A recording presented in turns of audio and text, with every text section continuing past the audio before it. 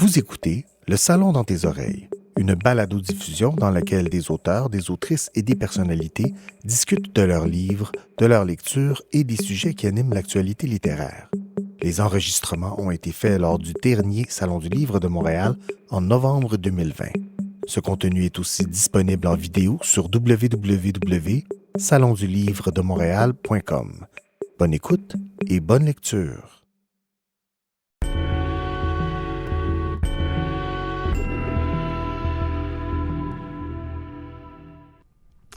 Bonjour, je m'appelle Elsa Pépin, très heureuse d'être avec vous aujourd'hui pour cette édition spéciale Salon du Livre 2020, édition toute virtuelle.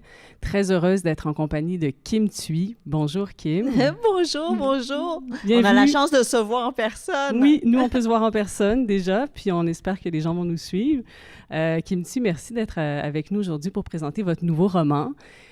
On n'a plus besoin vraiment de vous présenter. Vous êtes devenue la chouchou des Québécois, la chouchou des écrivaine chouchou même maintenant du reste du monde. Il faut qu'on partage cet amour. Mais je vous présente rapidement parce que votre livre parle beaucoup du Vietnam. Et puis, c'est ça, vous êtes vietnamienne, on le sait, née en 1968 à Saigon. 78 aussi. À 78, ça vous... Je suis confortable avec tout ça. On s'enlève une petite dizaine d'années. Oui. Vous avez fui le Vietnam à l'âge de 10 ans, donc vous avez été dans un boat people, puis ensuite dans un camp de réfugiés en Malaisie, arrivé à Granby en 78.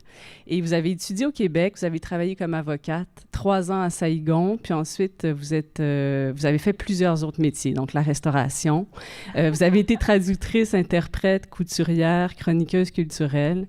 Et l'écriture est arrivée, premier roman, Rue, en 2009, qui est devenu un best-seller, qui a connu un succès immense.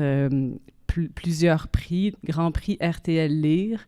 Vous avez reçu le Grand Prix Public La Presse, Salon du Livre de Montréal, le Prix du gouverneur général, le Grand Prix littéraire Archambault. Donc, ça vous a mis au monde de manière grandiose.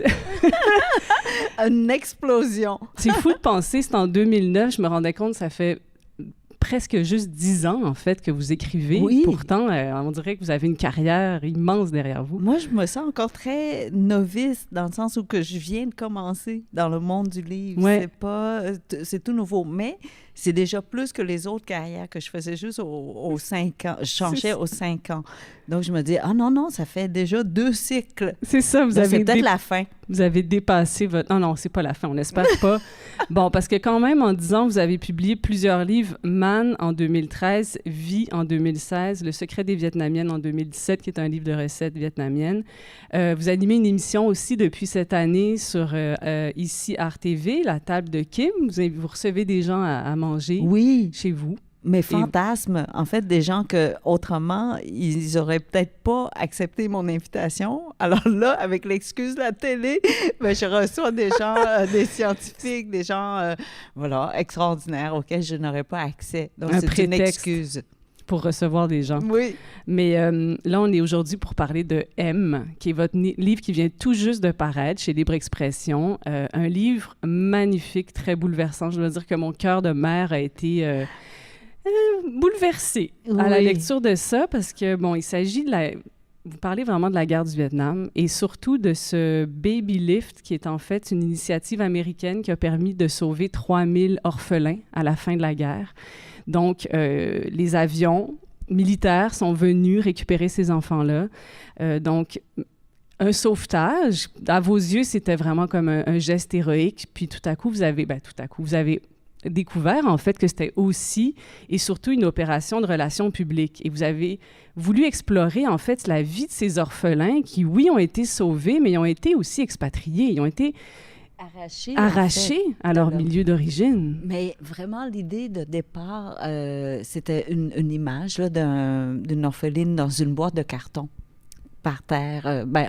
Je ne sais pas où est-ce qu'ils étaient, mais sûrement dans la rue avec un autre garçon à côté. Puis je voulais juste écrire une histoire d'amour.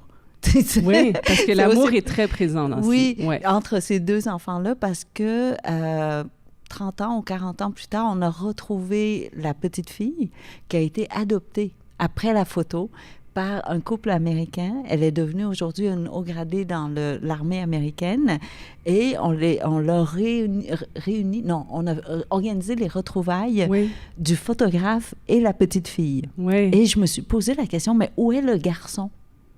Ouais. Est-ce que c'était son frère? Est-ce que c'était juste un Lui, enfant? on ne sait pas.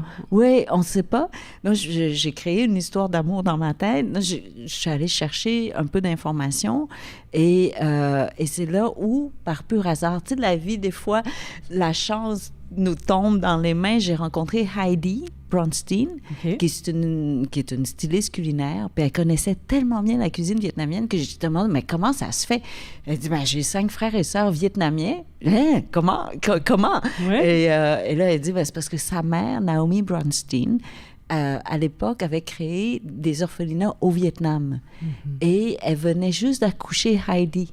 Heidi avait 5 jours encore à l'hôpital quand elle a quitté pour aller sauver ces orphelins-là, quand elle a entendu parler de l'évacuation.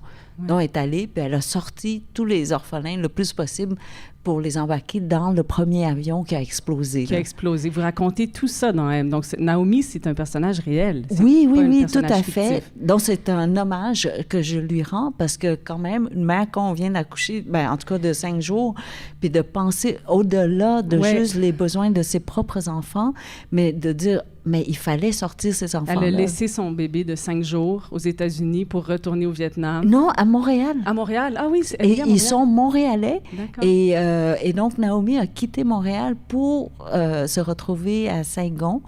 Et la chance, c'est la malchance, je ne sais plus, tu sais, dans ce livre-là, on ne sait plus qu'est-ce qui est bien, qu'est-ce qui est mal, c'est qu'elle a mis les enfants dans l'avion, elle les a attachés, puis c'est un avion cargo.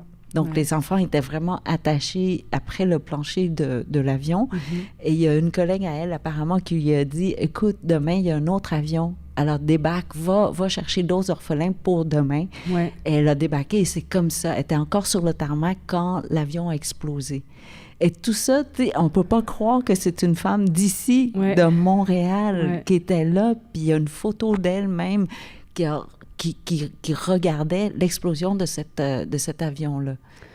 Mais dans votre livre, il y a beaucoup de détails comme ça sur des atrocités de la guerre. En même temps, comme il y a beaucoup d'amour. Mais je dois dire que ça m'a surpris, Kim Thuy, qui écrit un livre engagé sur des choses difficiles, sur la violence, tout ça. On dirait que la Kim Thuy que je connaissais, qui avait souvent des lunettes roses, justement, elle s'est comme éclipsée. Peut-être l'âge aussi, hein? Et je crois les prises de conscience. Plus on vieillit et plus on s'éduque, je dirais. Dans mon cas, je suis allée chercher tellement de documentaires sur le Operation Baby Lift qui m'a emmenée ailleurs. Donc, j'ai écouté énormément de soldats américains qui ont été interviewés, des documentaires, mais aussi le côté vietnamien. Parce qu'auparavant, il n'y avait pas assez de technologie ou sinon c'était moins accessible.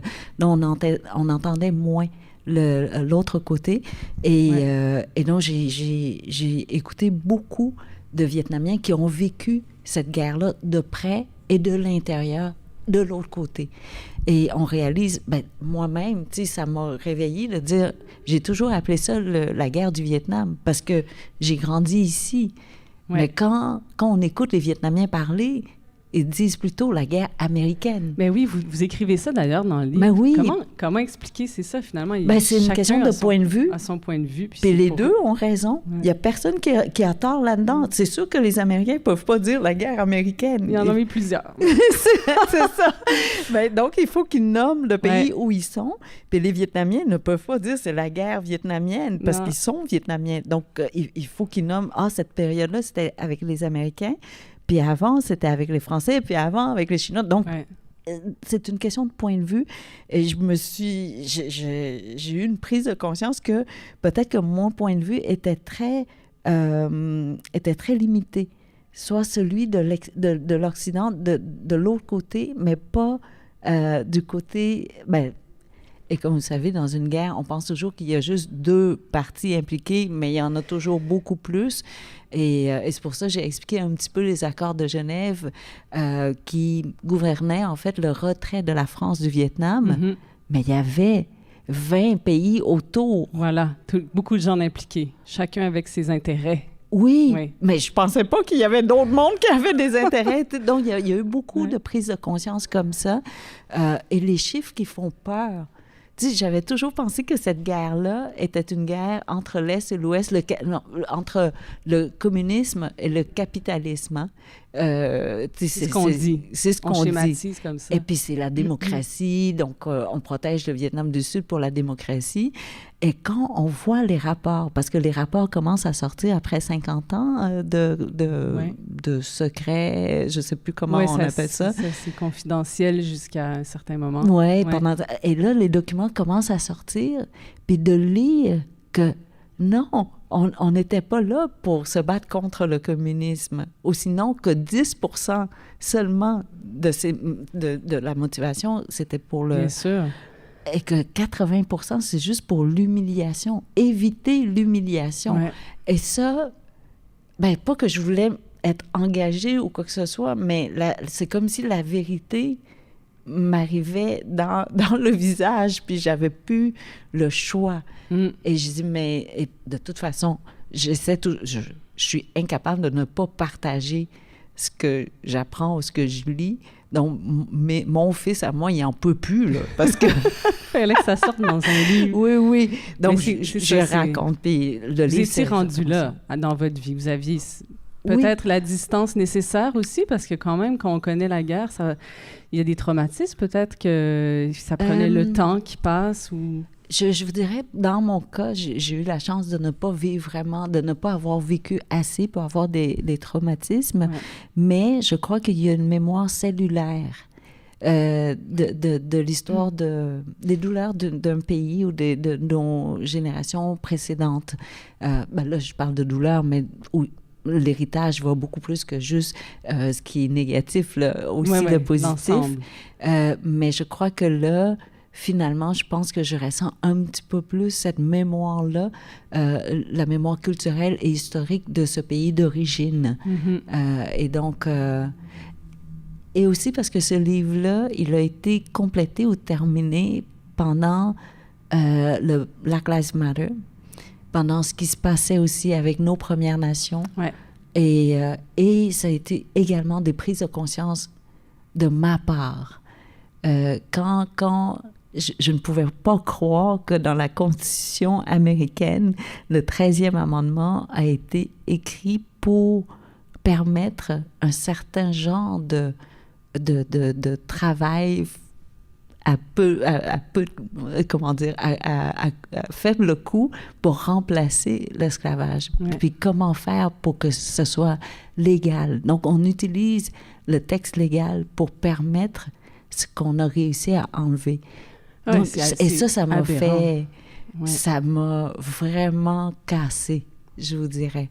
Mais on sent qu'il y a de l'indignation, il y a de la révolte dans votre roman. Mais en même temps, une volonté de dire et de raconter, mais je trouve ça intéressant ce que vous dites par rapport à la vérité, parce que vous écrivez que la vérité va toujours être partielle, parce que vous ne pouvez pas tout dire. Vous écrivez « Jamais mon imaginaire n'arriverait à concevoir toute la réalité. Si votre cœur se serre à la lecture de ces histoires de folie prévisible, d'amour inattendu ou d'héroïsme ordinaire, sachez que la vérité entière aurait très probablement provoqué chez vous soit un arrêt respiratoire, soit de l'euphorie. » Il y a une dose, il y a une part de cruauté, d'horreur qu'on ne peut pas rendre. Et il y a une chose que je n'ai pas pu rendre et que ça me reste encore, c'est... On a interviewé le général américain et il disait que, vous savez, une vie vietnamienne n'a pas la même valeur qu'une vie américaine. Et tout de suite après, on voit l'image d'une femme vietnamienne qui s'est jetée dans le trou dans lequel son mari se faisait enterrer. Ah là là. Et donc, il y a presque une contradiction entre les images, entre ce qui se disait... Et le discours. Oui. Ouais. Et en même temps, ça se reflétait dans les chiffres. chaque vie américaine a été comptabilisée. Oui, vous dites d'ailleurs, vous écrivez qu'il y avait tous les chiffres américains. C'était 8 744 000 militaires ont participé à la guerre. Donc là, il y avait 58 177 soldats américains qui ont été tués. Puis chez les Vietnamiens, c'était 1,5 million ou 2 millions de civils. Puis là, vous vous dites, comment c'est possible que les chiffres soient si ronds du côté des Vietnamiens? Tu sais, comme on tue comment... Ah, là, on est rendu à 2 millions pile, on arrête. C'est comme... Donc, ça n'a pas été comptabilisé de la même manière du tout. Exactement. Ouais. Donc, je me dis... Donc, le général avait peut-être raison de dire qu'une vie vietnamienne valait moins, donc elle n'a pas été comptabilisée. Ouais. Et ça... On est d'accord que toute vie a la même mais bien valeur. Sûr, on ne peut pas cautionner une pensée comme ça, mais malheureusement, ça fonctionnait comme ça durant cette guerre. Exactement. Ouais. Et je voulais révéler ça, qu'on a la capacité, nous, des humains, à donner des valeurs différentes. Mm-hmm. Et ça vient de nous. Mais en même temps, là, on parle des choses très, très lourdes, mais je voulais aussi montrer que pendant ces situations extrêmes, il y a aussi la beauté, ou sinon la bonté inattendue des gens. Exactement. Dans le fond, ça exacerbe le bien et le mal. Puis ce qui est vraiment très fort, c'est en fait, vous racontez les destins croisés de tous ces orphelins, mais aussi des soldats. Puis en fait, chaque vie humaine a sa perception. En fait, c'est vraiment toutes les vies humaines derrière ces chiffres que vous avez racontés. Oui, un peu. Oui. Parce que quand on regarde les chiffres, 1,5 million, c'est quoi? 2 millions, c'est quoi? Abstrait. C'est abstrait, puis on ne peut pas s'attacher à un chiffre. Non. Et le chiffre n'a pas de sens s'il n'y a pas une vie derrière, s'il n'y a pas une histoire derrière. Donc, j'ai essayé de vraiment faire le focus, ou sinon mettre la loupe, non, plus que ça, le microscope. Parce que c'est vraiment une vie sur dans tellement de petits détails. En plus, vous arrivez vraiment bien à rendre compte. Il y a des personnages. Là, il y a une histoire d'amour entre Alexandre et Mai. Mai, on dit.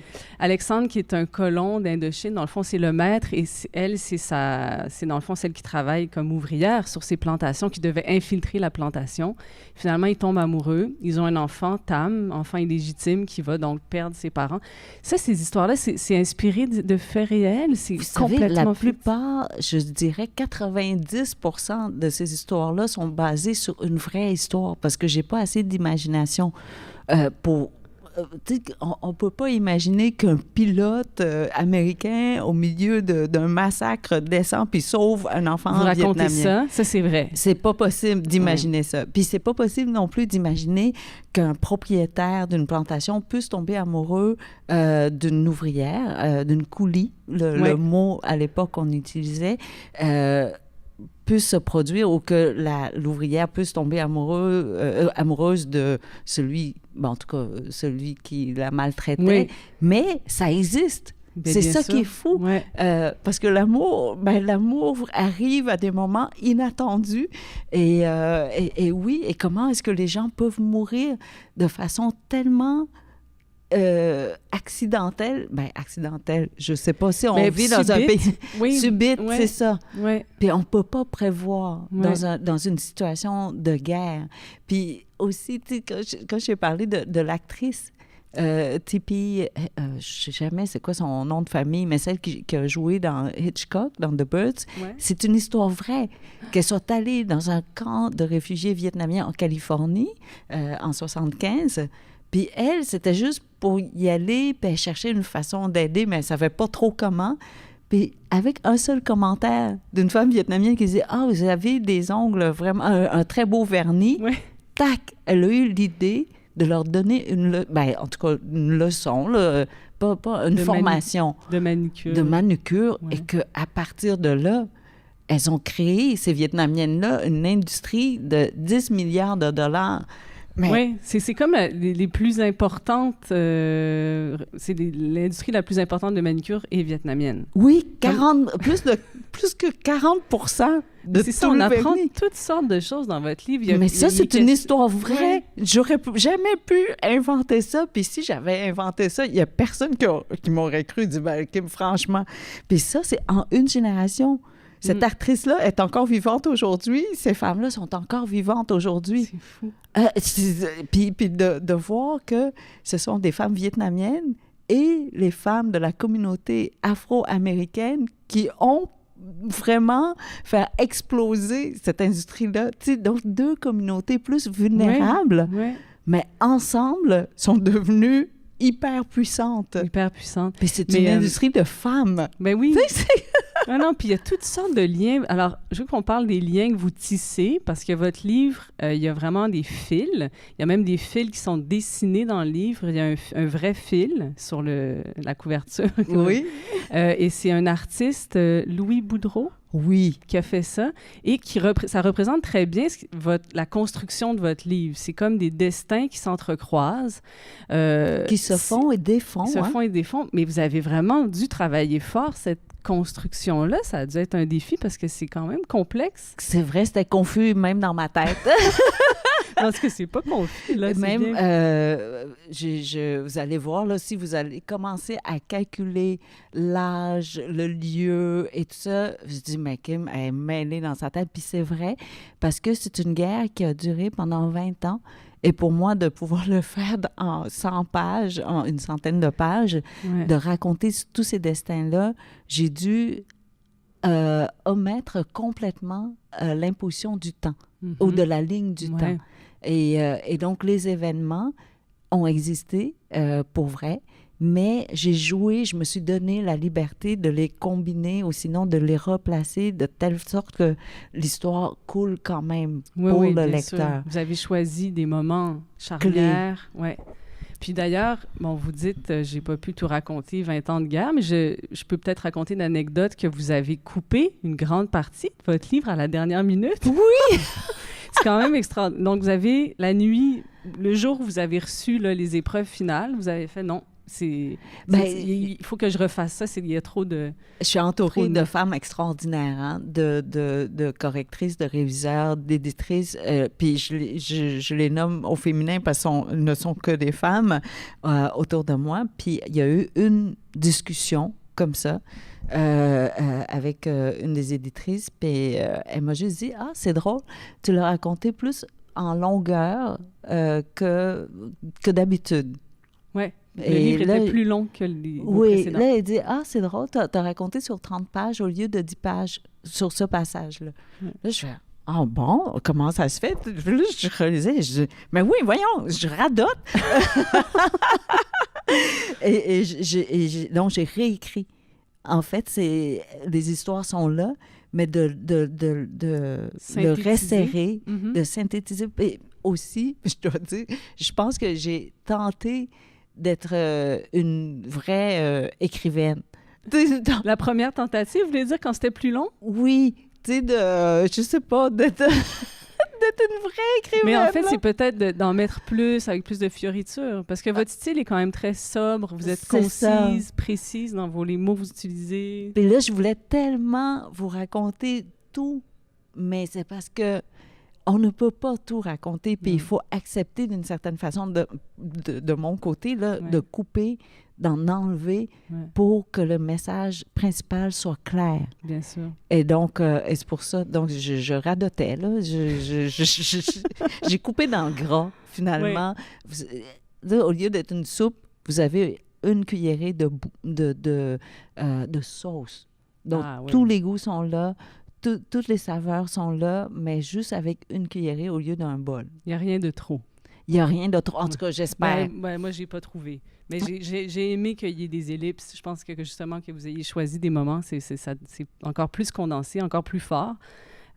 Émouvant, vraiment, par moment. Je ne sais pas si ça a été dur pour vous de l'écrire. Moi, je dois dire que c'est ça. Il y a des moments où j'étais là, oh, mon Dieu, c'est ces images d'enfants qui voient leurs parents mourir, de gens qui ont leur tête explosée. Puis en même temps, il faut les raconter, ces Ben histoires-là, oui, parce qu'elles mais existent.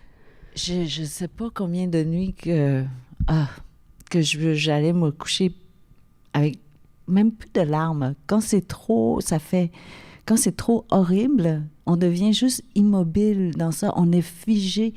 Et je me souviens, là, quand j'ai lu sur le massacre à My Lai,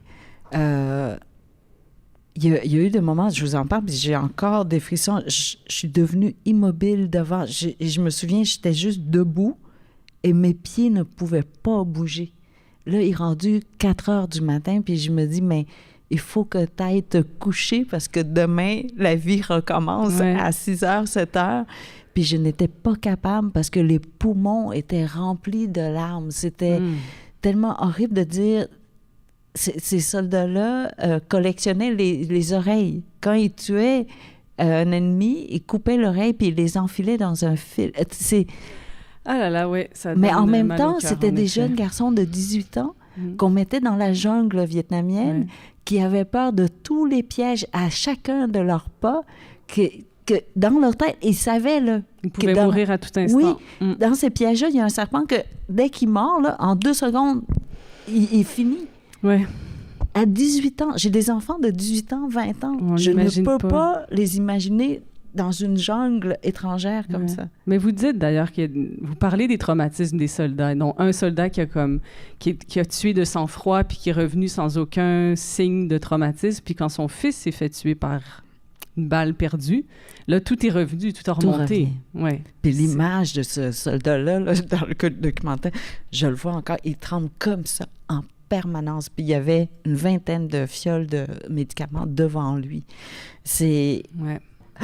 Ouais, les chocs post-traumatiques, il y en a Oui, beaucoup des chez deux ces côtés. soldats-là. Tu sais, de dire, mais quel gouvernement, quel autre humain peut prendre la décision d'envoyer des soldats de 18 ans, 20 ans, en sachant qu'ils vont aller mourir? Ouais. En tout cas... Oui, on comprend qu'il y a eu tant de protestations contre cette guerre-là. Heureusement. À l'époque, heureusement. Mais ça a quand même pris 20 ans avant que ça cesse, hein? C'est insensé. Ouais. J'aimerais qu'on parle du titre aussi, parce que vos titres sont toujours des mots vietnamiens. Vous aimez ces concepts-là, vous jouez avec la langue, parce que « aime », évidemment, en français, ça sonne comme le verbe « aimer ». Oui, à l'impératif. À l'impératif « aime ». Oui, parce que je veux vraiment, j'insiste, qu'on essaie de s'aimer. Oui, mais c'est un beau message. Oui, et on doit vraiment essayer de s'aimer quand ça va mal. Pas quand ça va bien. C'est facile aimer quand ça va bien. Mais quand ça va mal, c'est le moment où on se dit, mais aime. Ouais. Tu sais, là, c'est le moment. C'est comme la seule arme qu'on a, finalement, face à ces horreurs-là. Il n'y a rien d'autre. Ouais.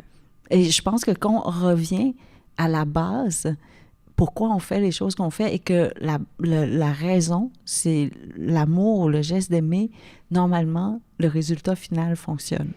Oui, généralement, ça se passe bien. Tu sais, quand on endure nos nuits blanches avec les enfants, là, puis qu'on n'en peut plus, il faut absolument retourner en arrière et dire, mais pourquoi je fais ce que je fais? Puis je dis, ben c'est parce que je l'aime, mon enfant. Parce que je les aime, oui. Oui, puis dès qu'on se dit ça, OK. Oui. Tu sais, ça nous calme. Oui, vraiment, mais... Votre livre aussi, c'est un bel hommage aux familles reconstituées, parce qu'évidemment, comme il est question d'orphelins, il est question de tous ces exilés, de tous ces enfants qui ont été adoptés, de ces nouvelles familles. La famille est très forte pour les Vietnamiens. Elle l'est encore beaucoup dans ce livre-là, mais là, c'est l'idée d'une famille reconstituée aussi. Oui, et très souvent, parce qu'on croit qu'on aide beaucoup plus dans une situation de confort. Mais en fait, il y a beaucoup plus d'entraide et de solidarité dans des situations extrêmes. Tu sais, c'est pour ça que dans l'armée, on appelle des frères et sœurs d'armes. Ouais. Parce qu'ils se retrouvent dans des situations extrêmes et on sait que seuls, on ne survit pas. Ouais. Comme les orphelins dans la rue. On croit que, ils sont seuls, sont chacun dans leur coin, mais en fait, non.